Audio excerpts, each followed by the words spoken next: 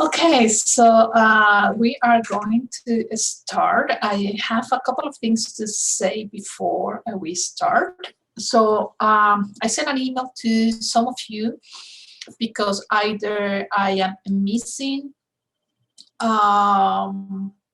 your own assessment. Sometimes the students send me just the assessment of the partner, but they didn't send me your own assessment. Remember that this has an auto evaluation part, and then you assess the other student, and each of you need to do that. Okay, so I have released the marks of those for which I have both evaluations of the students. Okay, so if you don't see your mark in the video, it's because I have not received either your own or the assessment of your partner. So I sent an email today. So remember that 80%, 85% normally is the video, 10% is this assessment, peer review assessment, and 5% is the abstract. Okay, so the mark that you see in D2L is the combination of those percentages. Okay, so I think some of you will be very happy to see your mark, and you did a great job. Once I get everything, I will be sending to each pair the video evaluation with my notes. Okay, all of them are all done. I just want all of you to send me the peer evaluation before I submit to you both the final mark. Okay. So I will be doing this between now and next week. Okay. It does take a little bit of time just to send to each pair. I need to send 30 emails for this. So you may have a different mark than your partner because there is also an individual assessment that I made, and also based on the pair evaluation that you made. If you both gave 60 points to each of you, well, you have all the points, and you most likely have the same points, the same mark in the assessment, okay? So I did have a little bit of a way in here because once I have seen the videos, I see that there is a good cohesion between the partners, and you see that both of you work well and so on. And I have reading the assessment that you gave me, and some added some notes extra that, well, I did this and my partner did that, or my partner didn't communicate at all with me, I did all, so I have seen this type of messages, and I have accounted that here.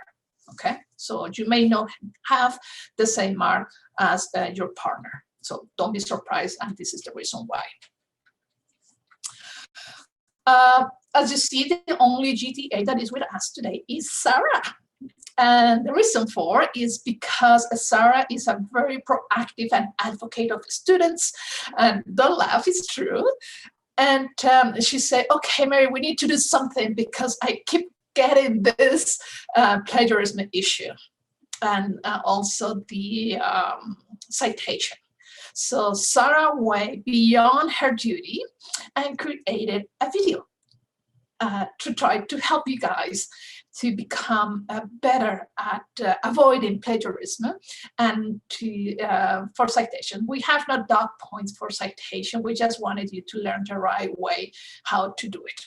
So having said that, I'm gonna leave Sarah to show her video because I don't wanna take any, how to say that?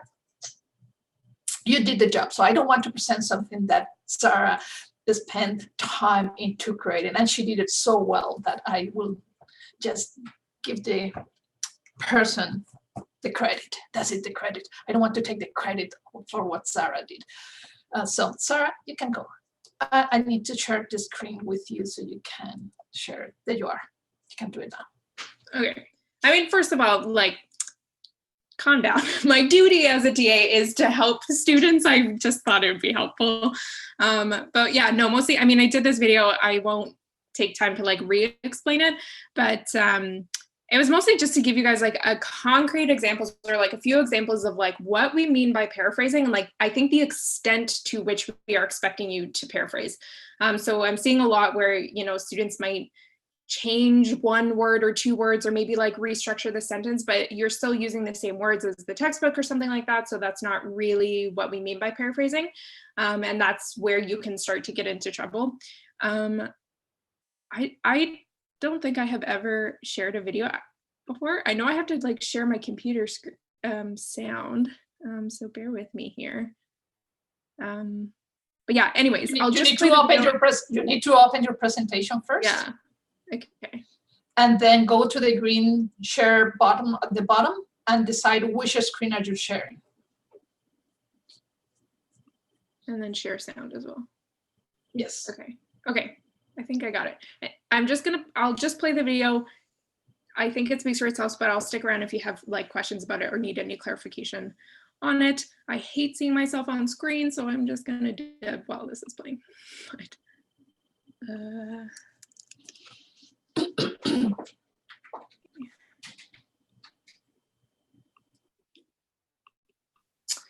Hey guys, so it seems that a number of students are fairly consistently struggling with it. Can people hear it? Sorry,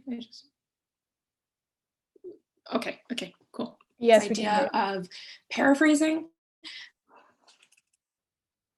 And go over some examples of things that we've actually seen throughout the lab reports, maybe to give you guys a better idea of what we're expecting, and also kind of some like tips and pointers on how to paraphrase.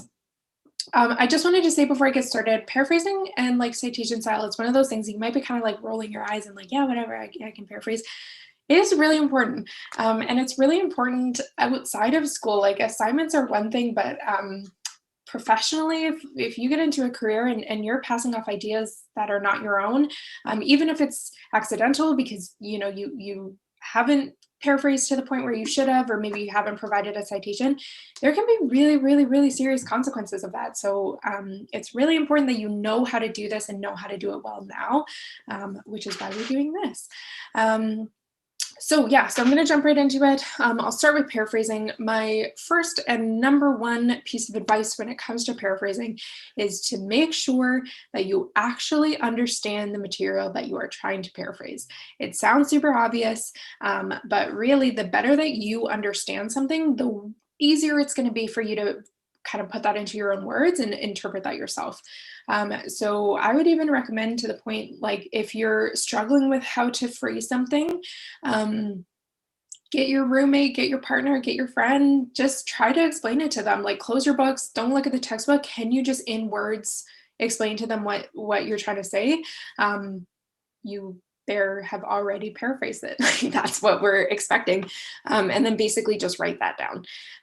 Obviously that's not super practical, like that doesn't really help you in the long run. So I'll give you some more examples of where we saw this. So in this past lab 3, the place where I noticed this the most is questions that ask for definitions. So there were a number of questions that just said, what is blank? What is this thing? And there were a number of cases where it felt like students were just copying that answer straight from the textbook. One of them being, the question was, what is the fertilization envelope? So that was one of those questions. I cannot tell you how many times I read a physical barrier that prevents polyspermy. A physical barrier that prevents a physical barrier. I read this like so many times and I was like, okay, clearly you have not come up with this on your own. This is written down somewhere. And sure enough, when I go and look at the textbook, I'm just going to share my screen quickly here so you know what I'm talking about. Looking at the textbook, when I look up fertilization envelope, boom, right here, fertilization envelope, which is a physical barrier that prevents polyspermy. So this has not been paraphrased. This is how the author of this textbook decided to explain this. This is not how you should have. So what should you have done here? I think the easiest thing to do when you're trying to paraphrase, and if you're struggling a little bit, is to identify which words you are not going to change. So especially in science, you don't have to change every single word. You don't have to put everything in your own words because sometimes it doesn't make sense. So for example, the fertilization envelope, this is what that thing is called. This is the name of that structure. You don't need to paraphrase that. You should leave that as is.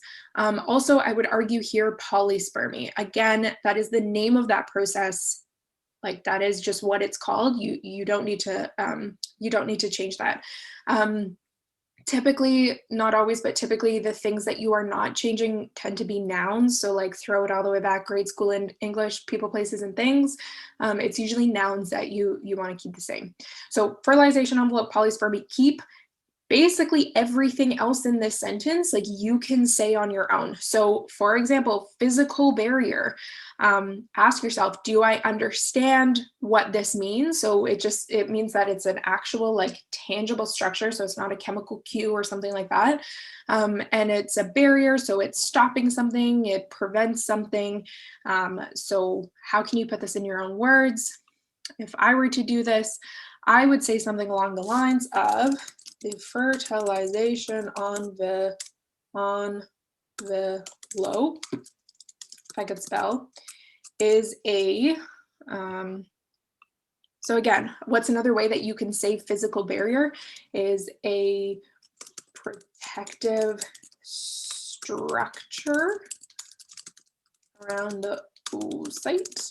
And then this is where you would put in the citation. We're going to go over citation styles afterwards, so I would just leave it like that. And then you could say it protects against polyspermy. And then you would need another citation in there. So again, the only two words that you've really kept the same here is fertilization envelope and polyspermy. Everything else you have interpreted and you've expressed that in your own words. So fertilization envelope is a protective structure. It protects against polyspermy.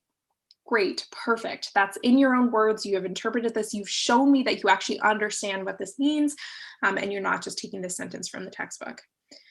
So we will do another example here. Another one of the definitions and another thing that I saw over and over again was in the cleavage section. This was towards the end of the report when I was asking for compaction. So what is compaction? Again, I read a number of times individual blastomeres flatten against each other until they are no longer discernible. And I'm going to be honest, as soon as I saw the word flatten and as soon as I saw the word discernible, so no longer discernible, was a pretty good indication to me that I was like, okay, this is from the textbook, because these are two like kind of odd words that keep being used again.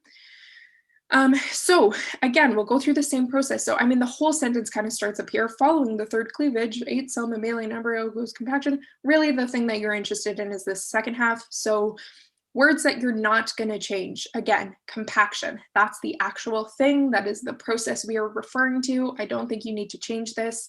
And then blastomeres would be the other one, because again, that's the actual structure, the thing, the cell that's changing. So I would keep compaction, I would keep blastomeres.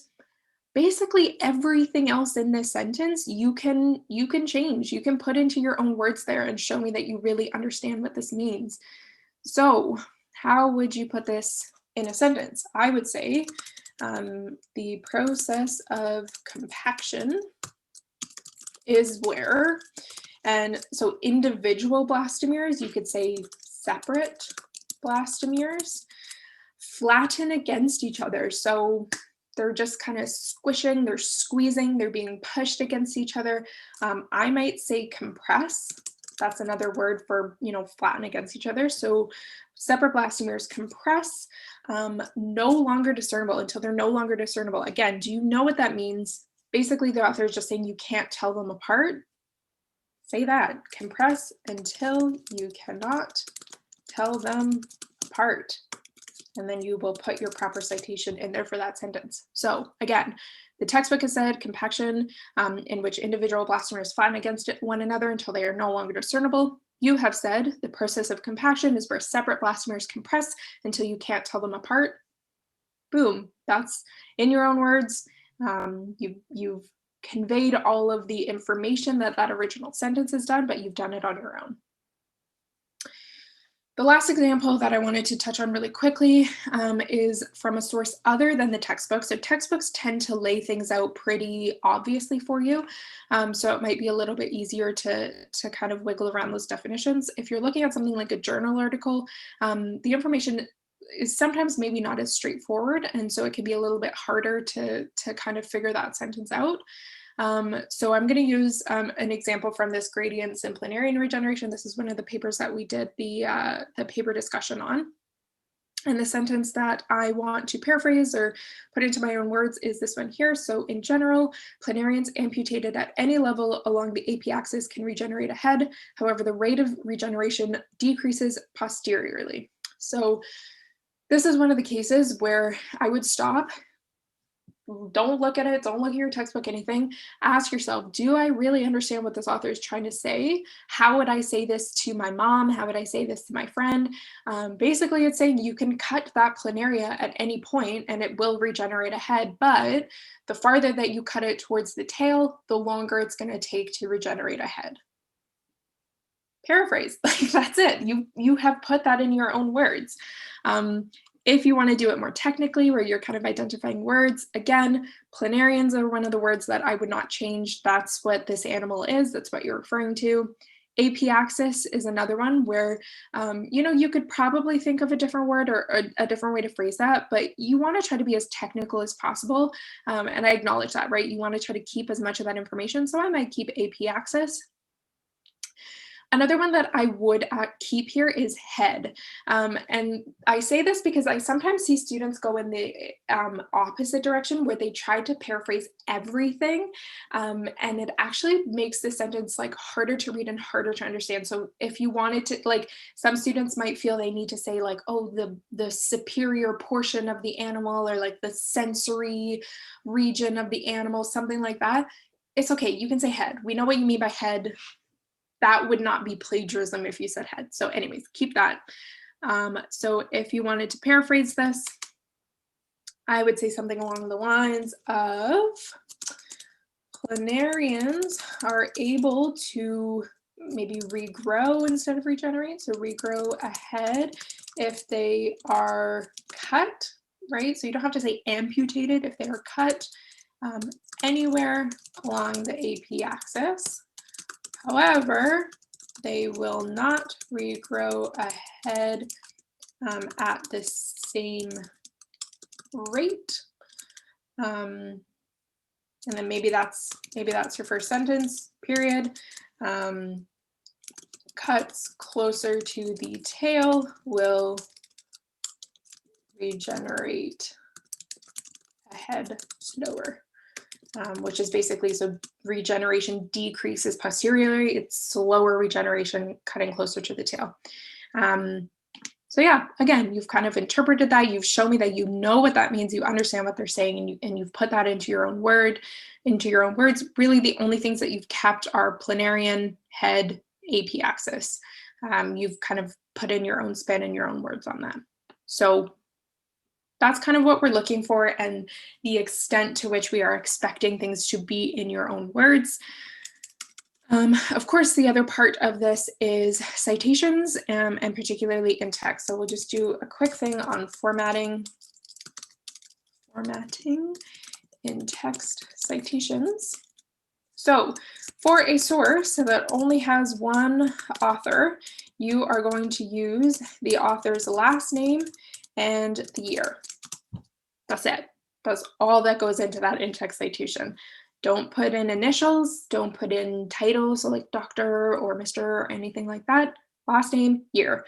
So if you were using Dr. Martinez notes, you would say Martinez 2021. That's all. You can use a comma to separate the last name and the year. So you might do it Martinez, comma 2021. That's fine too. Either are correct. Just be consistent. If you use a comma for every single one of your citations. If you don't, leave it. If you are using a source with two authors, you use both last names separated by and the year. So for example, if Dr. Martinez and I wrote a paper together, who knows, we would do Falconer and Martinez 2021. You can also use the and symbol if you want. So again, Falconer and Martinez 2021. Again, this is one of those things though, if you write the word and, or if you use the symbol, just be consistent, use the same thing every time. If you were going to use a comma here, so if you started using commas, you would do the comma after the second last name. So Falconer and Martinez, comma, 2021, comma, 2021. If you are using a source with 3 or more authors, so 3 included, you're going to use the first author's last name, et al, and the year. So et al is Latin, it stands for and others. It's important to note that et is the full word, all is an abbreviation, so all must have a period beside it. So say I was writing a paper with a bunch of co-authors, you would say Falconer et al, period, 2021. If you were using commas, so you would use commas for all of the rest of them, do the same thing. Falconer et al, period, comma, 2021. It looks awkward, but that's the way you do it. Again, be consistent. If you're using them, use them throughout.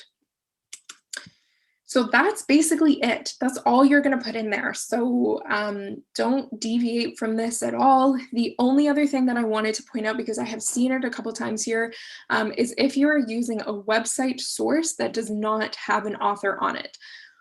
First of all, I mean, just in general, I would very much encourage you at this point in your academic lives to try to use some really good, like reputable primary sources.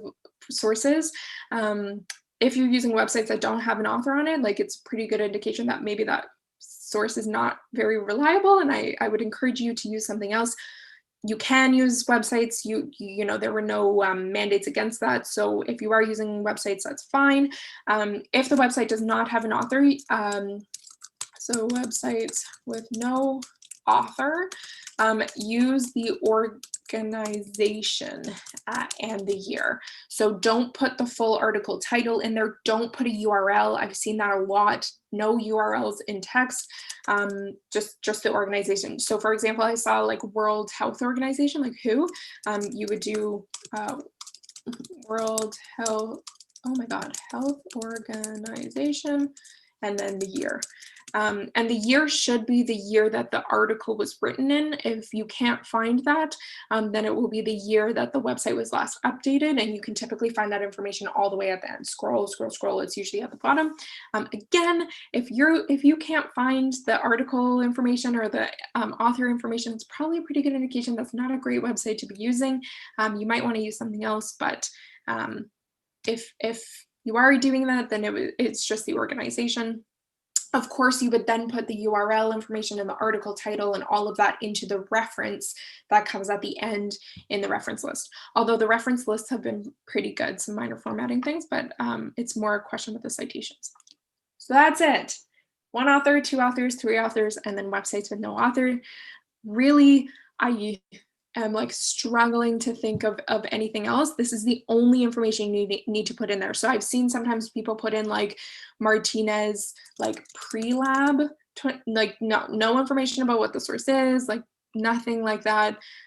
It's just the last name and the year. So I think that's all I wanted to go over in the examples that I wanted to use. I will just say, this is a really, really tough thing to do. It's not easy, and it takes a lot of practice. It's something that I still struggle with. So we kind of just wanted to give you some like concrete examples of things that you should be looking out for, and hopefully that will help you with the next reports. So as always, if you have any questions about it, this would be something great to bring to your TAs. We're always happy to help you with stuff like this. So if you have questions, let us know. Otherwise, good luck with your writing. Look forward to the rest of the reports. Okay, whoa, that was so long. I'm so sorry. That was longer than I anticipated. But yeah, anyways, are there any questions or clarifications on paraphrasing, what you need to be doing, what you should be doing?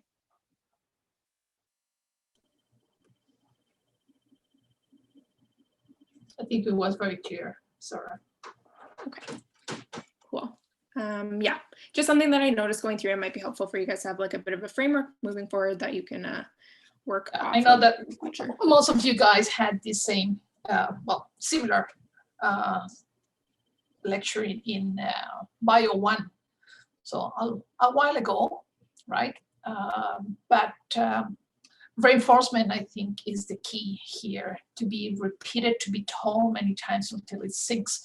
As Sarah said, these are things that we do sometimes without paying attention, but we need to create good habits, okay?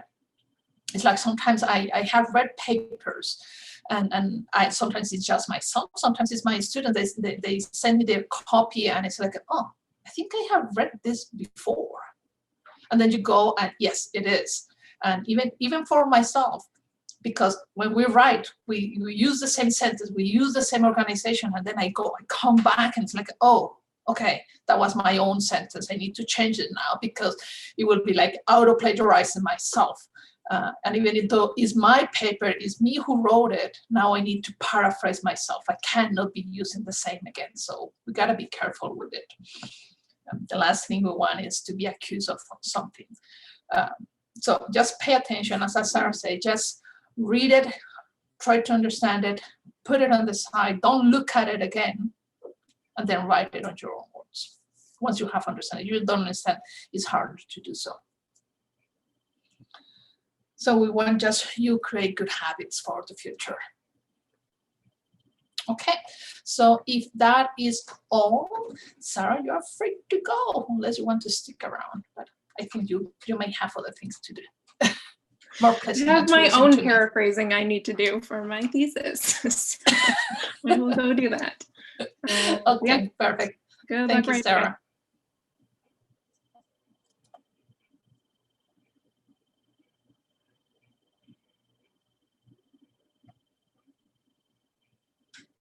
Okay. Okay. What else I need to say today?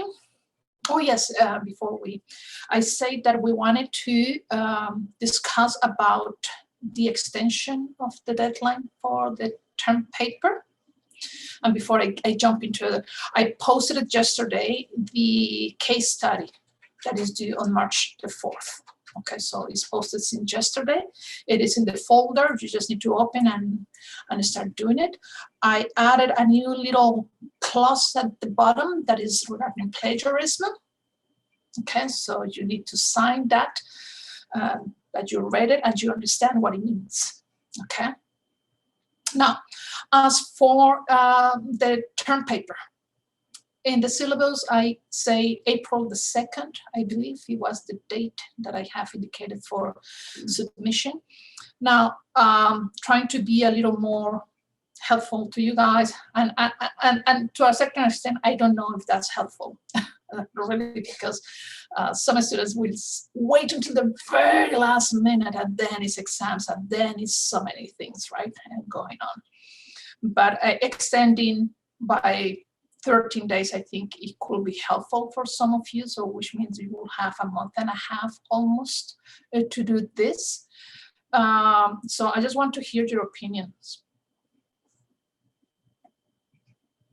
Extending the date until the 15th is going to help. Not all at the same time, please. I like it. I have a term paper for another class that was going to be due on the same date. So for me, it gives me a little bit of leeway. Okay. Thank you, Kaya. Yeah, I think so too. Oh, you can go ahead. Oh no, I was just agreeing with you. Yeah, I think it's a good idea. I like it. Okay, yeah, I was gonna say, yeah, I think it's a good idea too. However, will we change the due date for like the reference list and outline, because that's due next Friday, and I don't think a week is enough to.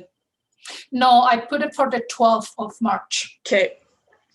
So the outline for the 12th of March. And once again, me having these deadlines for the outlines is just to push you guys to start the work, so it doesn't come as a kaboom, right, at the very end. I appreciate that you see sorry, let me restart. I appreciate that you're trying to prevent us from facing that massive workload at the end of the semester when we are going to be preparing for finals. My problem is that I have 3 to 4 assignments every week, and I already sleep up to 6 hours every day trying to manage all of them. And this extra workload, I don't know where to put it. But I do like the 15th. And that's what I'm trying just to extend this. Since the beginning, you knew, guys, that I will not have an exam. So studying for an exam could be very extended in time invested, right? Now, this doesn't impede you guys to submit it, to do it right now and submit it, okay? I know that some of you may have a different type of workload, depending on how many courses you have. And this is the reason why I am trying to extend this assignment, okay? I believe it's a fun assignment because this is the point when you need to relate the material learned and how you apply it, because it's fine to learn the material by heart or wherever, independently of which way you study for exams, but what do you do with that content is what is the most important with, right? So if you could log into your D2L, and in the lecture portion of D2L, there is in a quiz section, yes or no question. So I would like you please to log now and select your choice. I just want to see it, okay? And once the lecture today is over, I will be uploading the term paper up. I just finished organizing it a couple of minutes ago. So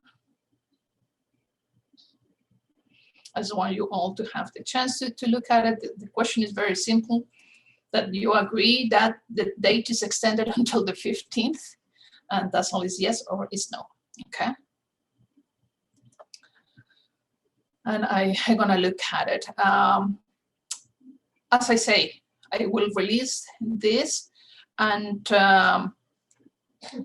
it's up to you to decide how quickly you wanna do it, but there will be no more extensions. Is the 15th at noon.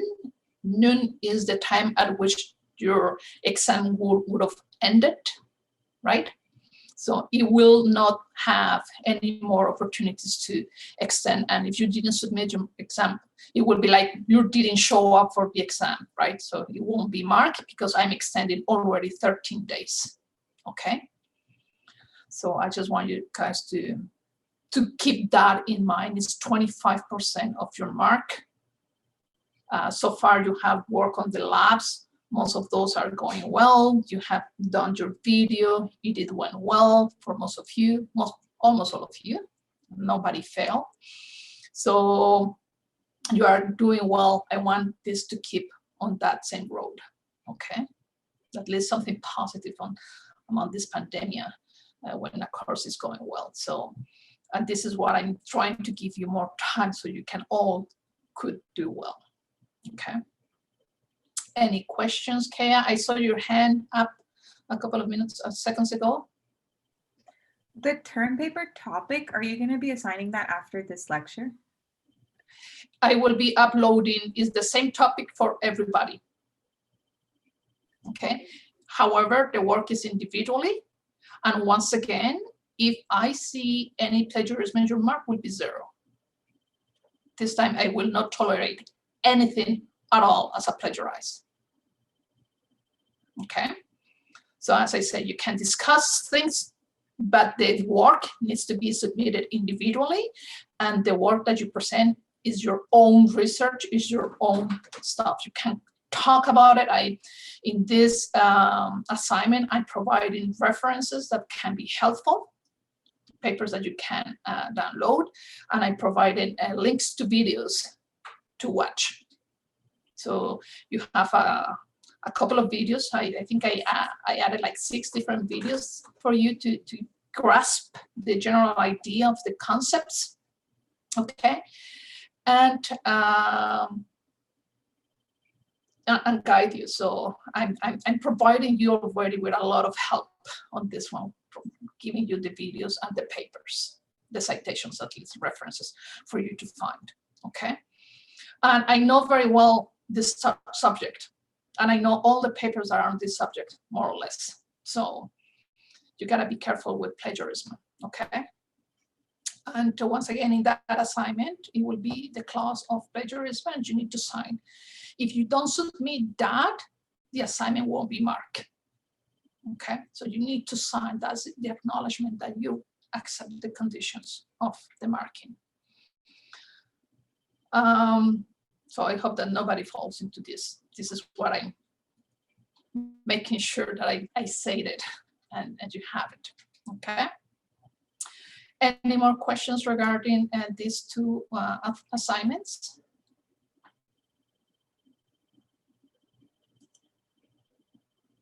No.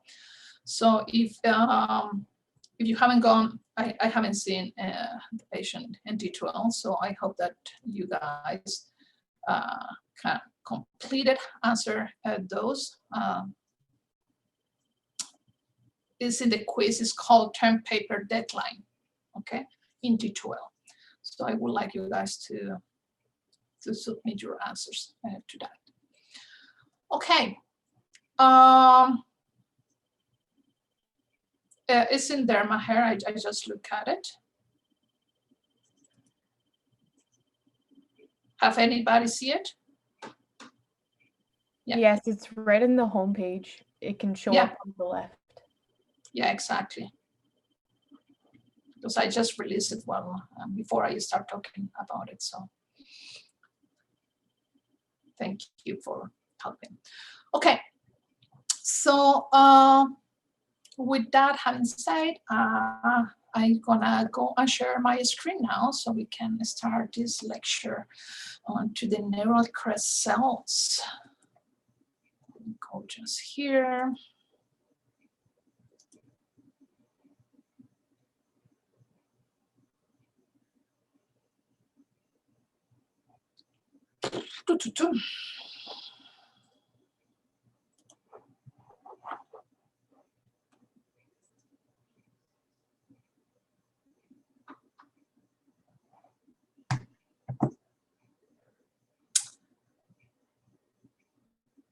Okay, my computer is going slow.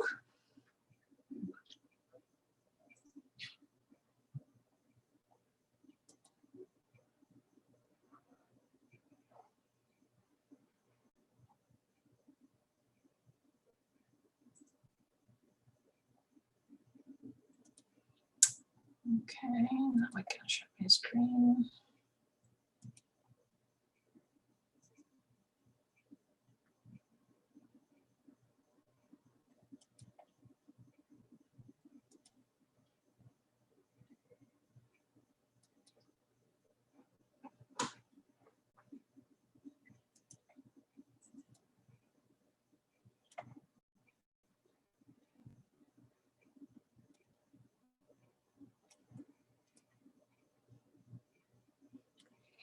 Okay, good. Yeah, where? So this is chapter 15, and is we're gonna be looking at Neurocrest cells and actional specifications. Oop, there is something in the chat. Okay, good, Maher. Okay, so Neurocrest cells and how the axon is specified, excuse me. So although they're from ectoderm, we saw, right, and once the point of junction of the neural tube, the Neurocrest cells had been called the fourth germ layer because of the capital importance in the creation of different tissues in the embryo. So the Neurocrest is found only in vertebrate embryos, and it's often cited as defining a lot of the different traits of vertebrates. So in this table, we can see some of the derivatives of that neural crest cells. So we have derivatives from the peripheral nervous system, endocrine and paracrine derivatives, pigments, facial cartilage and bones, and also as connective tissue. So they play very diverse roles in this embryo, right? So neurons of the glial cells, sensory, sympathetic, and parasympathetic nervous system, shown, we already have seen them. The adrenal medulla. They also, the pigments of the skin, the eyes, the fur, everything, all related. So they play a huge variety of roles in this embryo. Now, the neural crest can be also divided into 4 functional domains. These domains are not independent to one another because they have a little bit of overlapping in their functions, okay? And each of them may have characteristic derivatives and functions. So you can see this figure in your books, it's the 15.2, okay? And the 4 domains are the cranial or cephalic neural crest cells. So everything that is on this section is cranial. Then we have the cardiac neural crest, that is just this small proportion here, although a lot of these cells are going to be also involved in the formation of other tissues. Then we have the trunk neural crest, and all of this section is just then the trunk. And then we have the vagal and sacral neural crest cells. So this one's just more onto this section over here, but also going to contribute to some others. So we have some overlapping, but we also have specific tissues that these cells will create. So if we start with the first one, the cranial cephalic neural crest cells, cells from this section start migrating dorsolaterally, okay? And what they're going to be creating is that they're going to be creating the craniofacial mesenchyme, which will differentiate into cartilage, bone, cranial neurons, glial cells, and also connective tissues, all related with the face. Okay, so craniofacial mesenchyme, all related to form the face of the individual. Our faces are different, right? So we're gonna have those cells sculpting our faces in different ways. These cells enter through the pharyngeal arches. In here, these are the pharyngeal arches, 1, 2, 3, and 4, okay? So this cell is going to start entering through these pharyngeal arches and pouches, as we want to be seeing later, to give rise then to the thymic cells, the odontoblast cells. Those are the primordial of the teeth, okay, the odontoblast. They're going to also be raised to bones of the splachnocranium, okay, that represents the middle ear and the jaw, okay. So all of these are all derivatives from the cranial cephalic neural crest cells. Come on. The second domain is the cardiac neural crest cells. This is between the somites, as we can see it here, 1 and 3. Okay, so this is 1, 2, and 3 somites here. This is 1, 2, and 3. So between somites 1 and 3. Okay, is located, as we see it in here, between the cranial neural crest cells and the trunk neural crest cells, okay? So from the otic, meaning the ear, placode, to the third somite. So this is our otic placode over here, the ear placode. So cardiac neural crest cells develop into melanocytes, neurons, cartilage, and other connective tissues of the third, fourth, and the sixth pharyngeal arch. Okay. Oh, my characters are a little lower below the line, I'm sorry. This is, so these cells also produce the entire muscular and connective tissue wall of the large arteries, the ones that help for the outflow of the blood, okay? And they also contribute to the formation of the heart septum that separates the pulmonary circulation from the aorta, okay? So that's what it was in this section. So forms the big arteries in this case. So very important in there. The third domain is the trunk. And in here to have two major pathways that are the ones that we see in the screen, the ventral pathway and the dorsolateral pathway. In the ventral pathway, and we want to see a little bit more in detail this later, the cells that migrate early, they take this ventral pathway, okay? So they're gonna going from the trunk, going and start moving ventrolaterally through the anterior half of each sclerotome. Things gonna become clear once I show you guys the other image that we're gonna be seeing for this dorsolateral migration, okay, or the ventral migration. So the ventral cells start from the dorsal and goes into the ventrolateral through the anterior half of each sclerotome. Sclerotome are simply blocks of mesoderm that will become cartilage of the spine. Okay, we're going to be looking at them too in detail. So in these ones, we have cells that continue migrating more ventrolaterally from the will form the sympathetic ganglia, the adrenal medulla, and the nerve cluster surrounding the aorta. And then we have some trunk neural cells that will remain in the sclerotome and will form the dorsal root ganglia of the sensory neurons of the peripheral nervous system.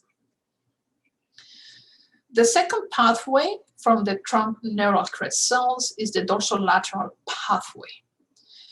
And these are cells that migrate later in development, okay? So these cells will become melanocytes, and these cells will migrate dorsolaterally, okay? So it's very superficial, okay, onto the ectoderm and continue their way until they reach the ventral midline of the individual, okay?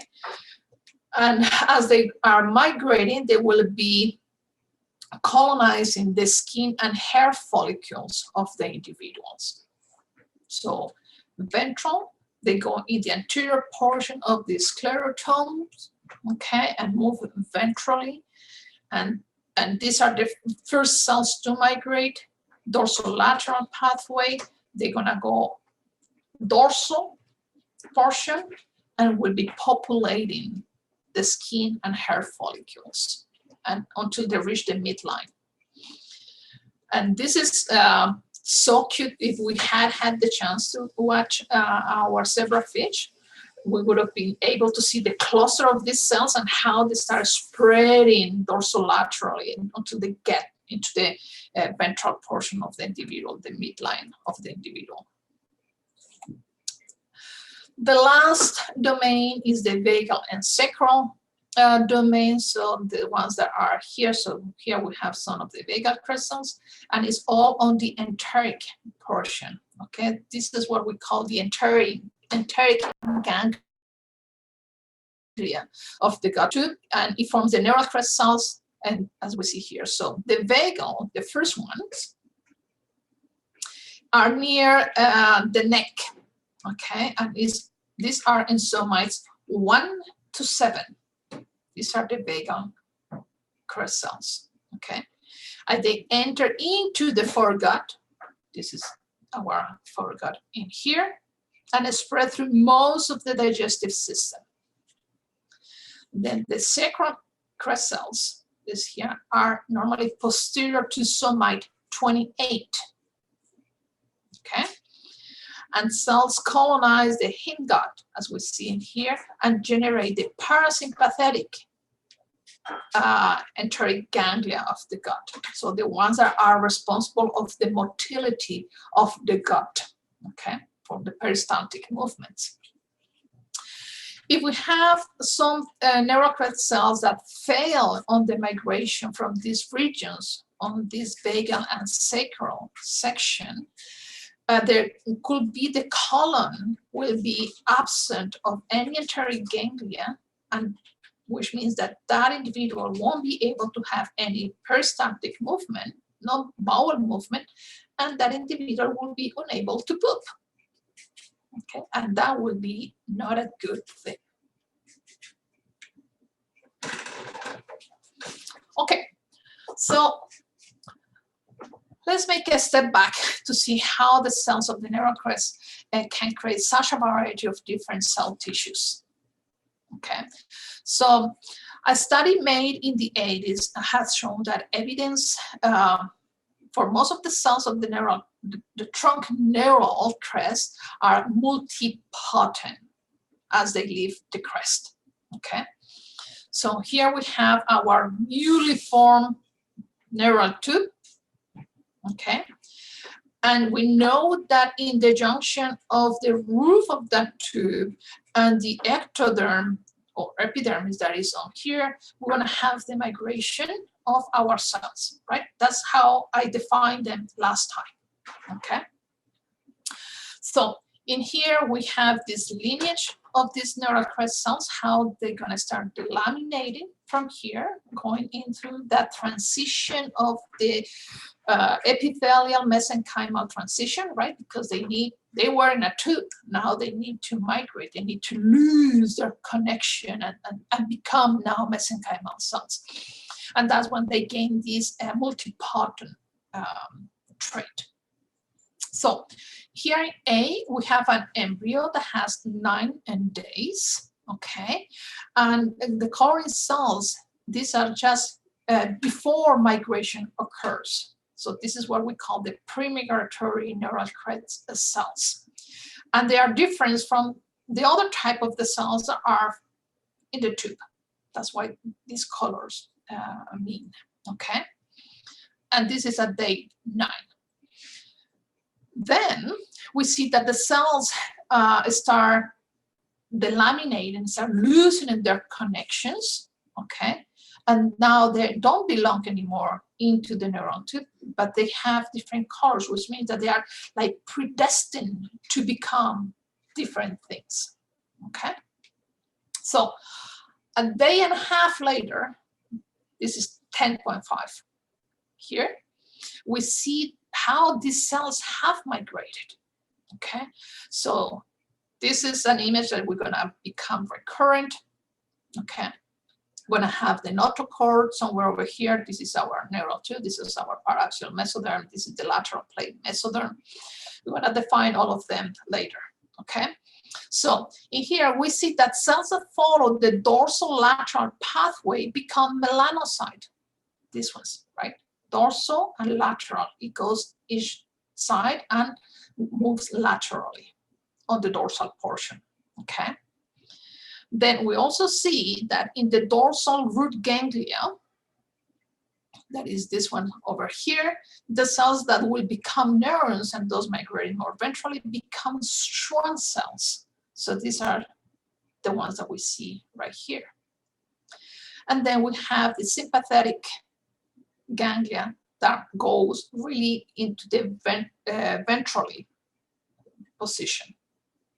Okay, here we have the Schwann and the dorsal root. So colors vary depending in the position that they went, which means that they had a fate predestined somehow. Now, the question was now whether cephalic Neurocrest cells were also multipotent. And there was a model of the Neurocrest lineage segregation and heterogeneity of the Neurocrest cells that indicates that an original multipotent cell, this is the Neurocrest progenitor, okay, can divide and progressively define its developmental potential.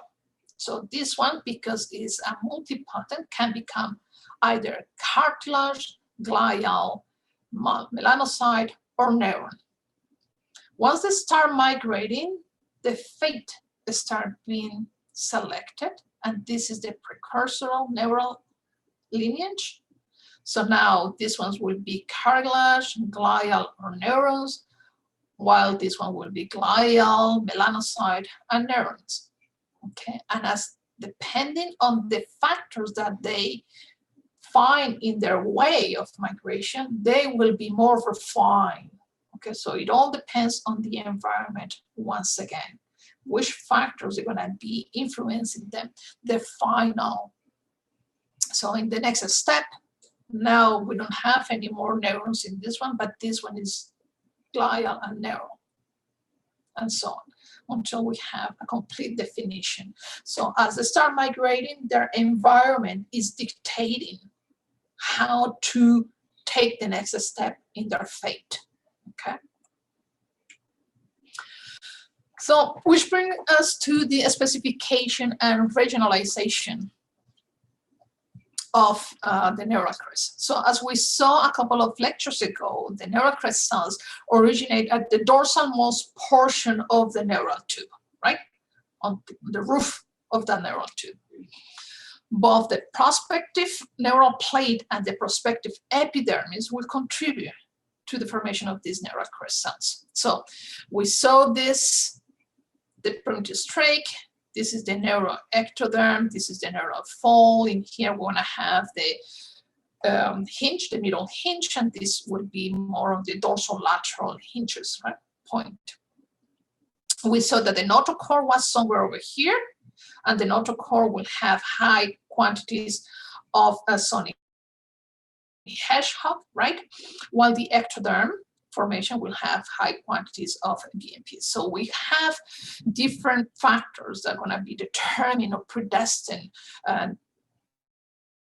changing the fate of these cells. So we have WNT in this ectoderm over here. We have the FOXD3, the slot into the hinge, and then we have a gradient of BMPs in all of this. So cells are specified to become part of the Neurocrest due to the interaction of one's is the prospective neural ectoderm and then the epithelial ectoderm, okay? This figure, we saw it. If it wasn't last lecture, it was 2 lectures ago, okay? So Neurocrest cells define their fate only once they leave the neural tube, okay? That's something that you gotta keep in mind. So the primary specification of the Neurocrest starts at the neural plate border between the neural plate and the epidermis, okay? And that's where we're going to have the formation of what we call the placodes, okay? And it's all in the anterior portion. So we have the placodes going to form the different things like the islands, the inner ear, the olfactory endothelium, and the sensory structures, as we're going to be seeing this more specifically in chapter 16, so next chapter, okay? Maybe next Thursday we're going to be looking at this. So if we look at this image, we have some evidence from amphibians specifically that indicates that the neural plate, so this big portion over here, there is an interaction between 3 specific factors, okay? So we have first BMPs, then we have WNTs, but also we're gonna have FGFs, okay? So those are the 3 factors that are gonna be specifying this neural plate. As we saw in the previous chapters, when BMPs and WNTs are strong and continuous, the fate of the ectoderm is epidermal. So high concentrations on WNT, high concentrations on BMP, this will form epidermis, okay? But if WNT, as we see in here, induces BMP, Okay. Then WNT is downregulated. Okay. And then the cells become placodes. So here we have the placodes. So we have an initial expression of WNT, and WNT induce the expression of BMP. The cells that are placed in that section will become the placodes. Okay. Now, if WNT induces BMP, but remain active, not inactive as in this case, but all the way through remains active, and only at the very end we have this induction of BMPs, the border cells between the neural plate and the epidermis become the neural crest. Now, the last step on this one is that if these cells receive only the expression of WNT, they win less, because noggin and FGS blocks the expression of BMP. Okay, the ectodermal cells become only neural crest too. Okay, so we have two inductions for this neural crest. Either WNT remains constant but then induce the BMPs, or simply WNT remain expressed and noggin is causing the blockage of the expression of BMPs and FGFs. Is this image clear? Yeah, thank you, Emma. Okay. Now,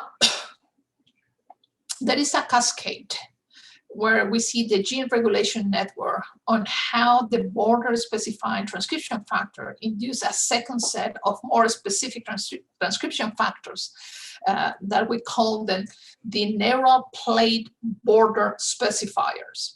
Okay, so these neural plate border specifiers are PAX3, 7, DLX5, and DLX6.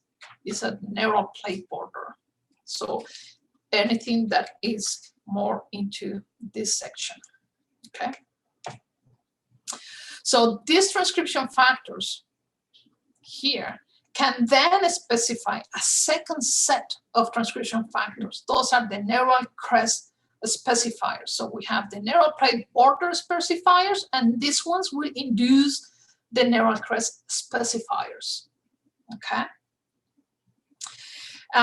With this one, we have FOXD3, SOX9, snail, and SOX10. This first here, FOXD3, SOX9, and snail are pre-migratory transcription factors. SOX10 is the migratory transcription factor. Okay. So these ones need to be expressed to prepare. Remember when we have the neural tube with the neural crest cells on top, on the roof of the tube, but they're still part of the tube? That was the pre-migratory portion, right? And then they migrated. So these three are there to tell them that they need to delaminate to get to this epithelial mesenchymal transition. And then SOX9 is the one that allows them to leave that tube and then become the migration. So this second set of transcription factors are expressed in the lateral neural tube. So the lateral neuroepithelial cells become neural crest cells-like cells and undergo that epithelial mesenchymal transition. But they need the expression of these ones first, and then they can migrate. Okay. So these transcription factors are important on many aspects of the survival of the migratory cells and the specification of these crest cells before they start migrating. So pre-migratory and migratory, but it's three sets. WNTs, BMPs are required in order to determine the neural plate border specifiers, and these ones are required to induce a second set of neural crest specifiers before the migration and during the migration. Is that more clear? Okay. So I say that SOX10 was the migratory transcription factor inducer. So SOX10 seems to be the most critical regulator of Neurocrest cell specifications in all the vertebrates. Okay, so here we have our Neurocrest cells, and look at that. SOX10 is all the way through for the specification of all of the different cells that we have. So these cells are specified, they are migrating to different parts of the embryo, right? And all is because of the induction of the end process by SOX10, okay? But now the question is how they migrate, right? They got induced, now they need to migrate, and how they know where to go. So the migration of the Neurocrest cells is highly coordinated in the anterior-posterior axis, okay? This migration implies that the cells will travel to different regions of the embryo to form different parts. Either they go dorsoventrally or they go dorsolaterally, right? As we explained it before. So to do this migration, cells require to use their cytoskeletons to extend the lamellipodium. So this is the image that I have in this end. So we have a focal adhesion point. They start sensing the environment. There is a signal over here in the lamina, and they are extending the lamellipodium. So this lamellipodium is the part that loses connection with the base, as we see it here. So it's sensing something, but they need to lose the connection. So the adhesion point needs to be loosened. So and then they have here a new adhesion point. And once they get this, it's like pulling, grabbing your body off. And they need to do the translocation. That is to bring the body forward, and then loosen the all adhesion point and bring over here. It's like an amoeboid movement that they do, okay? So they're reaching out, they are grabbing a hold of the extracellular matrix that is guiding them in front of them, and at the same time they are releasing the brakes from the behind section, okay? And then following the movement individually or collectively by following some local adhesive cues and factors that are present in a gradient in that embryo, okay? So these cells need to take decisions in an incremental way. They are moving from one turn to the next until they reach the final destination.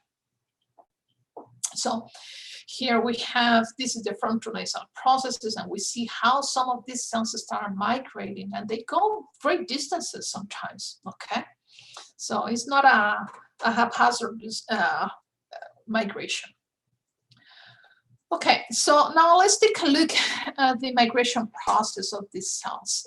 So after specification, so we have our neural tube that just joined here together. We have a newly formed tube, and here we have our ectoderm, superficial ectoderm, okay?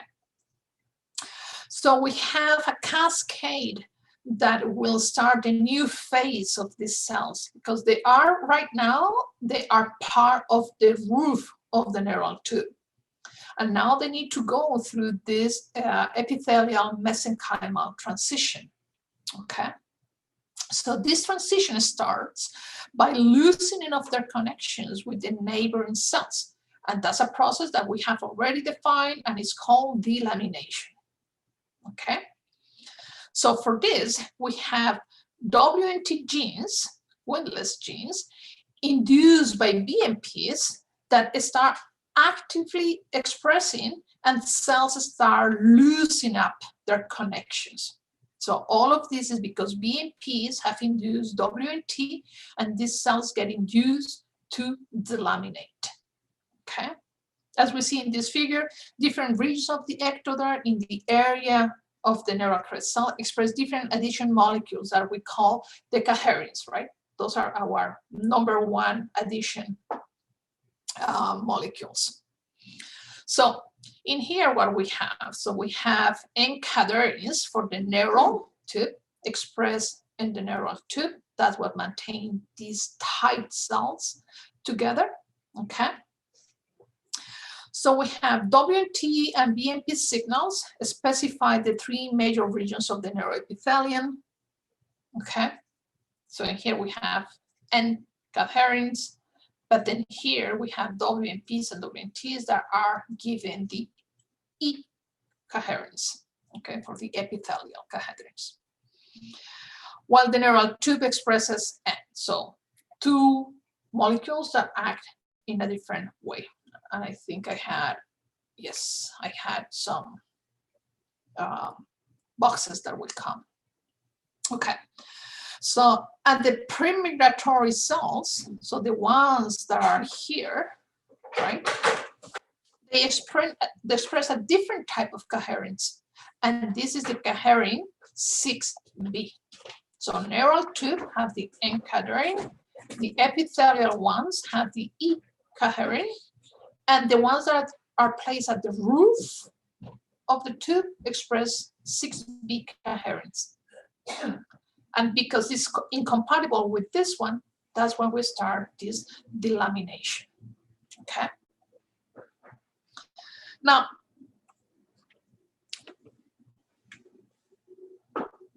in the pre-migratory domain, BMP normally is high, and WNT has an intermediate concentration, which supposes the upregulation of another one that we call the snail. Okay, so snail is over here.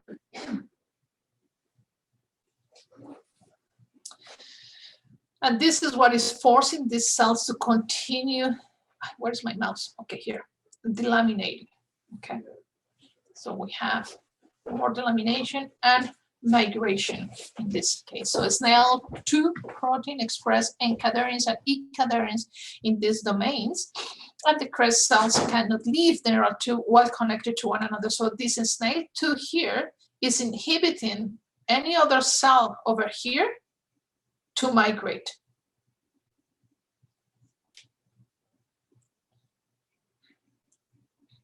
Okay. So SNAIL2 repress the N caderins and express the N caderins over here, and they cannot migrate. They still where they are. Only these ones are the ones that will go.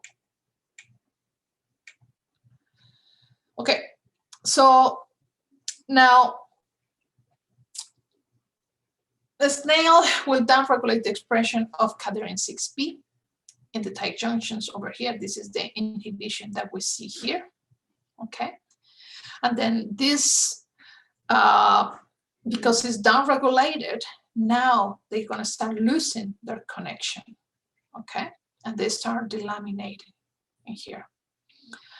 Here we also see that these cells have different colors, right? Either yellow or red. This is the gradient that we have in here between the active row A and actomycin contractile fibers induced.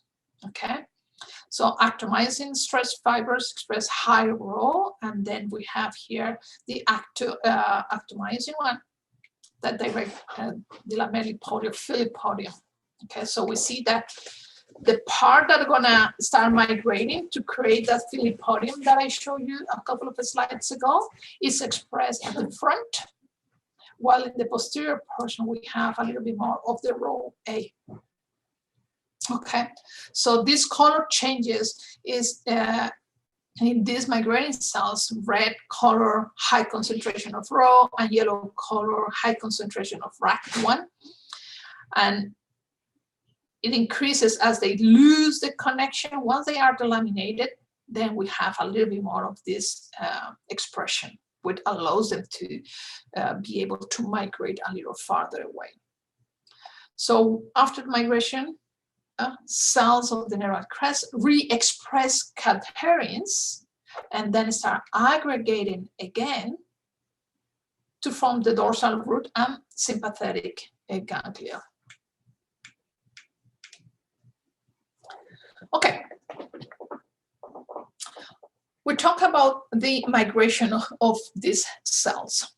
So in here we have the trunk Neurocrest cells migration, and we say that we had two pathways, that we have the ventral pathway, which is indicated here in 1, and we have the dorsolateral pathway that is here indicated by the number 2. In the ventral pathway, as I say, is the early migration of the cells from the trunk. Cells move ventrally through the anterior half of the sclerotum, as I said before, and these are the sclerotomes, one here and another one here. These sclerotomes, as I said before, are blocks of mesoderm that will become the cartilage of the spine. And so these cells go a little dorsal, but then ventrally, they move ventrally. Okay, and they will become the dorsal root and automatic neurons, the adrenal medulla, and the Schwann cells and other glial cells. So they all move ventrally. The dorsal pathway is the later migration pathway. The Neurocrest cells that become melanocytes move then more dorsally, superficially, and will colonize the skin and hair follicles. So these trunk Neurocrest have those two pathways.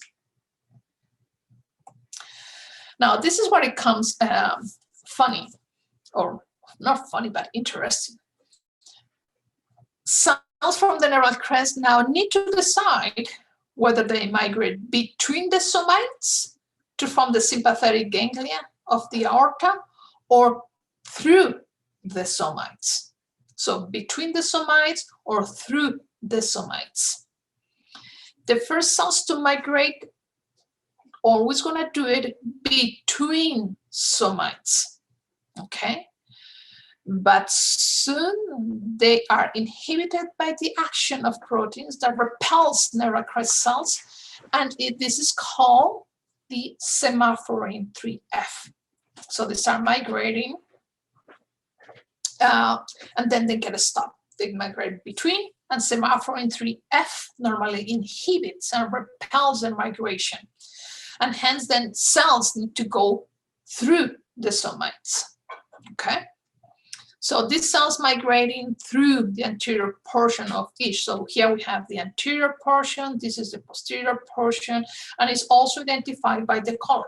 Each sclerotum has an anterior portion and a posterior portion, anterior portion and posterior portion, okay? So the cells migrating through the anterior portion of the sclerotum has those halves, and is associated with proteins from the extracellular matrix. One set of proteins promote cell migration, and these ones are fibronectin and laminin. Two molecules that we have seen already involved in providing the cells with a path to follow, okay? Only the extracellular matrix of the anterior, and this is what we see here like a little dots. This is the anterior portion, so only the extracellular matrix of the anterior sclerotum allow Neurocrest cells migration. The extracellular matrix of the posterior portion of the sclerotum actively exclude the migration of Neurocrest cells by using another molecule, and this molecule is called ephrin, okay? So these proteins are expressed in the posterior section of each of the sclerotomes, independently where they are, and tell these Neurocrest cells not to go there. So we're only going to have in the anterior portion cells are going to migrate, not in the posterior portion. Is this clear? Okay.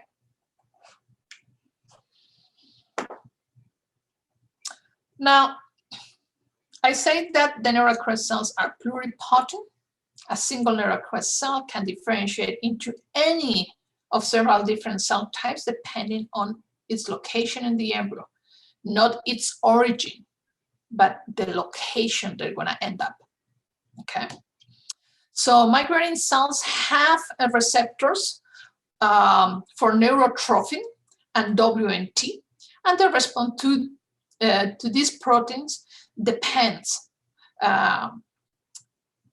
in the position that they have in the neural tube into the ganglia and neurons of the root ganglia. So from the dorsal root ganglia, those cells having more notch become ganglia, while those that have more delta become neurons. So remember that we say we start with these stem cells, neural stem cells, and some will become neurons and some will become glia, right? Once they start migrating, now the ones having more notch become ganglial cells, while those that are expressing more delta become neurons. Now, the Crest cells lacking of WNT and lacking neurotrophin continue migrating through the sclerotome ventrally until they reach the dorsal aorta, but they stop before entering the gut and become the sympathetic ganglia. So even though they have some signals, if they are lacking WNT or neurotrophins, they're going to continue migrating through that sclerotome. Remember that they go through in the second, if they migrate later, okay?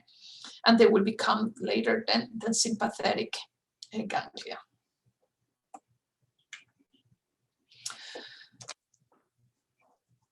The next choice that Neurocrest cells need to make is which will colonize the gut and which cannot colonize the gut. And for this, cells rely on the extracellular matrix, once again, as soluble paracrine factors. Okay, so we know that this extracellular matrix can express different molecules. So in here we have two things. We have the vagal that are nearsomites 1 and 7, as we have said it before. They enter into the foregut and spread most of the digestive tube. And then we have the sacral Crest cells that are posterior to somite 28 that colonize the hindgut and will generate the parasympathetic ganglia, what we call the enteric ganglia. Now, it's a big region for an embryo. So once they are in the vicinity of the developing gut, Crest cells are attracted to the digestive tube by the glial derivated neurotrophic factor. Okay, that is the GDNF, glial derivative neurotrophic factor. It's a paracrine factor produced by the gut mesenchyme. Now, how they differ between the vagal and the sacral specifically? Well, the vagal Crest cells have more red. Is the receptor on the cell membrane of the mesenchymal cells. And this bind to these GDNFs make more invasive than the ones that are expressing from the sacral portion, because the sacral have less red than the vagal one. So they know exactly where to go, either in the most anterior part or in the posterior part of the GI tract. If the Neurocrest cells can do their migration, this region of the colon then result in the absence of this enteric ganglia. There is no peristaltic movement, as I say, and this is what we call the Hirschsprung disease, where there is no bowel movement, and that's not good. The cells that take the dorsolateral pathway are specified as melanocytes, and the melanocytes, as we know, are progenitors of pigments. So the movement of these cells is made possible by chemotactic factors that are in the cell matrix, and specifically glycoproteins. So cells taking this pathway migrate later than the ventral ones. That is because it's the second wave. okay, and remain above the neural tube as we see in the figure. So they are above of the neural tube. This is the neural tube and they remain above the neural tube. The transition between the glial neural to melanocyte precursor is all controlled by a transcription factor that we know as FOXD3, the one over here. That is what makes the differentiation between glial neural to melanoblast cell. Now, how we differentiate these two? If FOXD3 is present, the expression of the MITF. MITF is melanoblast induction transcription factor. Okay, MITF, melanoblast induction transcription factor.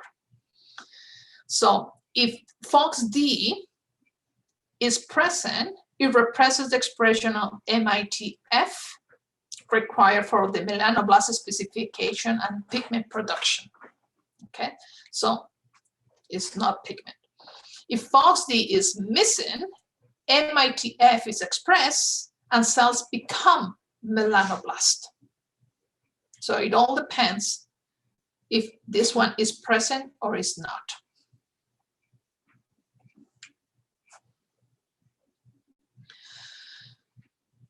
This is one of the conditions that some of you created the video for, okay? So melanoblast induction transcription factor, MITF, is involved in the 3 signaling cascades that we see in here. The first one is the activation of those genes responsible for pigment production. Second one is migration of the Neurocrest cells along the dorsolateral pathway into the skin. And third is the prevention of apoptosis in the migrating cells. Cells that are alone on the way can be subject of apoptosis if they don't have the right signals, okay? So in some vertebrates, as we see in these images down here, there is a heterozygosity for MITF, okay, which causes random death of melanocytes, providing a spotted pigmentation. So the Dalmatians, this is the reason why Dalmatians exist. There is a heterozygosity for this melanocyte induction factor, transcription factor. In humans, as we see it in here, there are heterozygotes for MITF. There are fewer cells that reach the center line, the midline, ventral midline of the individual. And this is called, for those that did this, piebaldism, okay? So we have some regions, and maybe it's in the front or in the middle of the tummy where those pigments were unable to reach, okay? And this is caused by a mutation of the KIT gene, the KIT gene. So we know that this KIT gene, this KIT protein is essential for the proliferation and migration of the Neurocrest cells. So whenever it's a failure, then we have this. Of course, piebaldism becomes as a syndrome. Okay, so it's not only the pigmentation, but it can also cause sterility, deafness, and many other conditions. Okay.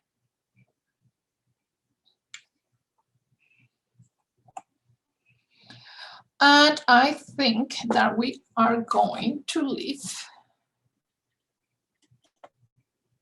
the lecture up to there, so 24.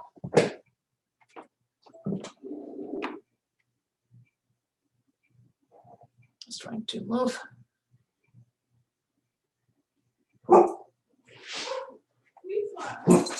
This, and my dog is just barking.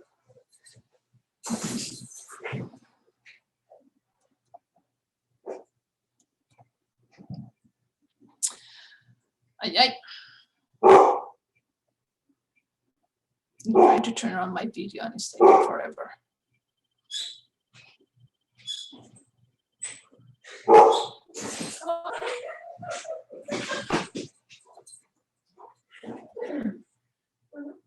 my son was locking his dad outside. That's what he was giggling at the back.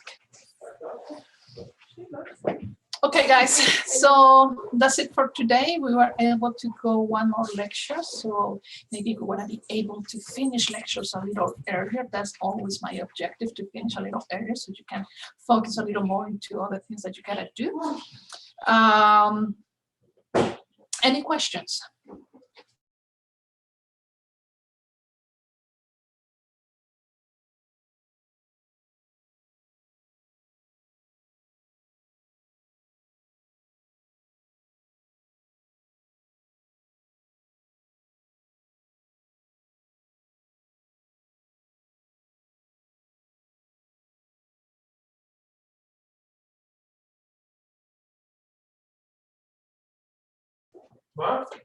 Okay.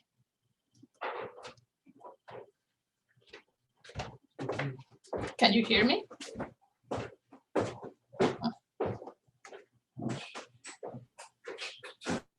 Thank you, Dr. Marie. Have a great weekend. Okay, thank you, Anish. If you don't have any question, enjoy your weekend, guys. No questions so far. Okay, good.